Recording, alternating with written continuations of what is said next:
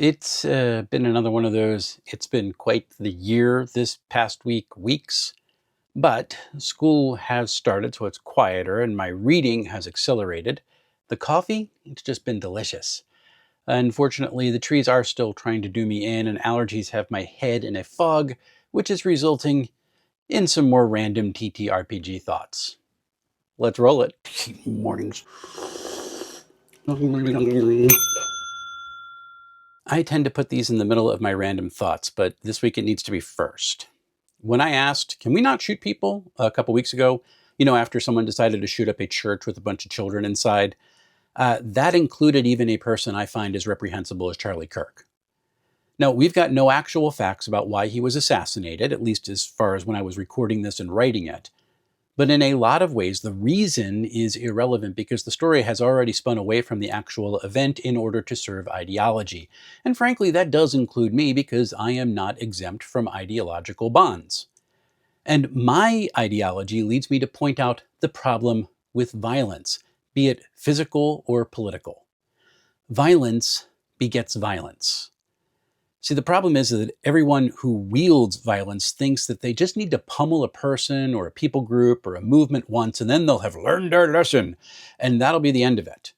But the lesson that actually gets taught is, I damn well better hit them back 3 times harder so they learn their lesson. And then you lather, then you rinse, and then you repeat.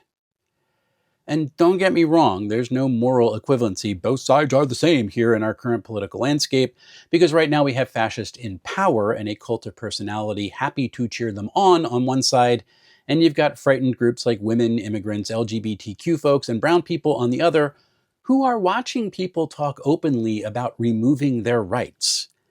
There's nothing the same about that. But too many folks from various ideologies, because we have more than 2 in this country, folks. They believe the same lie on which MAGA actually operates. That if you beat the other side up enough, they'll learn their lesson, and then they'll give up. It's called a cycle for a reason. That's not how it works. Now, I got no problem pointing out that Charlie Kirk died in a way that he himself said we had to accept if we wanted to have the right to protect ourselves with guns. And that dark irony, along with the division and the smug animosity that he helped sow, it's going to be his legacy. But his assassination makes all of us less safe. The same way that the assassination of well-known Democrats in Minnesota back in June made us all less safe.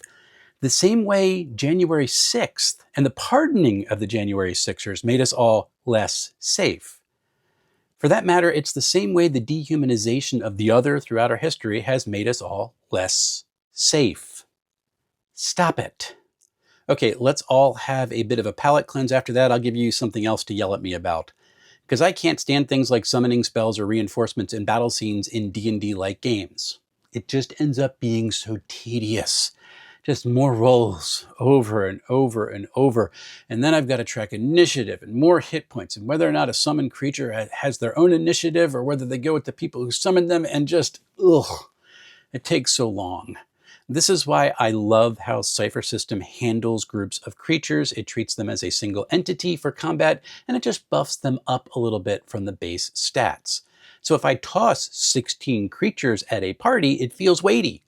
But the mechanics remain fast because they're just 4 creatures in the initiative, and that's pretty easy to resolve. I might feel different about this, though, if I didn't suffer from a dice curse and just missed on the 17 attacks that I have in a round in some D&D-like games. I'll never know. I am running a game for CypherCon on the 20th, and I've got a full table, which is really cool. But here's the awesomely cool thing. In an online convention, which is globe spanning, one of the players is from my wife's hometown, and another player's mom grew up one township away from my home, in the township actually where I worked in the mall. That just boggles my mind. My September Numenera game is scheduled and ready to go. I'm not quite ready, however, to unleash them into the realm that I created inside the Ninth World, but we are getting there. I do, though, have to figure out what their next steps are going to be. There are things that are happening. If you were not able to watch my interview with Monty Cook Games' Sean K. Reynolds, it was a blast, and it made me even more excited for what's coming up in the new Cipher. Go check out the interview and go check out the Cipher Backer Kit campaign. Okay, is anyone going to Gamehole Con? Because this year's probably going to be the only time I get to go, and I'm excited for two reasons. First, it is the first time that I'm traveling out of my area for a convention, so that's cool. And second, other than EcclesiaCon, it's going to be the first time I'm able to attend a convention from start to finish. I'll get the whole experience, and I'm really looking forward to it. And if you've been to Gamehole Con, what are some of the things that I shouldn't miss? Can you let me know in the comments below? Well, it looks like Dolmenwood is out of customs limbo and will start shipping in the nearish future. Now, if my Savage Rifts books would arrive, I'd be beyond psyched. I find it odd that I've never been able to run a character in a Cipher system game. I am going to take care of that at Gamehole Con. That is one of the reasons why I signed up for the games that I did. And I am also hoping that one of my players is going to take the plunge into GMing sometime in 2026, which will give me a chance to run a PC on an extended campaign and experience character progression in Cipher System. So that leaves me to a question for the GMs out there. Are there any systems you've run where you've never actually run a PC? Can you name them below? So I never did a video on the giveaway stream for the second edition AD&D Player's Handbook because, to be honest, I only got 12 entries and it felt anticlimactic. I do need to get on it because I did promise that, so it will happen sometime in the near future. I just guess that the audience is not motivated by giveaways at all. I am really excited to announce that Tales from Elsewhere is almost 85% funded. This is a terrific game. Go check it out.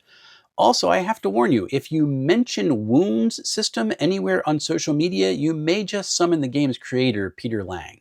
Okay, coming up, I have got an interview scheduled with the creator of Scorched Basin, which is going to be happening next Monday in the afternoon. Looking forward to that. I've actually got to get the thumbnail done and get it up on the channel. And then next Tuesday, I'm going to be playing a game with the game's creator of Clever, Cool, Crazy, which is a wild system with some friends, and it is taking place in the Babylon 5 universe. That is going to be fun. I've also started reading Ironbound by my friend Dave Ward. That is going to be the next review going up on the channel. And I am going to be working on my video of some insights about TTRPG history that I've had after reading all these books throughout the summer. Should be a lot of fun. Also, do not miss my Dreams and Machines review. The link is right over there because it is a fun 2D20 game from Modiphius, and I really encourage folks to go check it out. I am looking forward to bringing all this to you on the channel, folks, and until we see each other again, happy playing, everyone.